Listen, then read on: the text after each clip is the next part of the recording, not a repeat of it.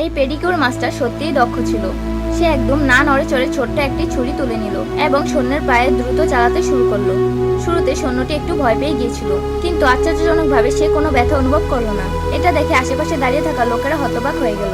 Master পুরো মনোযোগ দিয়ে সৈন্যের পায়ের চিকিৎসা করছিল, আর সেটা দেখে কর্নেল খুদাও কিছুটা স্বস্তি বোধ করতে লাগলেন। কয়েকবার ছুরি চালানোর পর অবশেষে সেই লোকটি চিকিৎসা শুরু করলো। তারপর সে কর্নেল খুদার পা আলতো করে মাটিতে রাখলো এবং কিছু না বলে একবার তার দিকে তাকালো।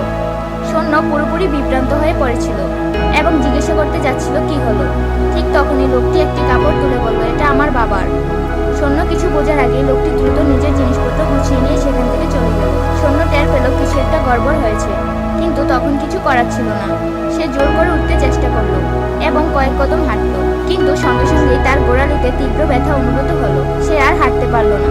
যখন সৈন্য তার গোড়ালির দিকে তাকালো, তখন যে দৃশ্য দেখলো তা দেখে সবাই স্তব্ধ হয়ে গেল। আসলে ওই সৈনিকের সাথে কি হলো জানতে হলে ভিডিওতে লাইক করে চ্যানেলটি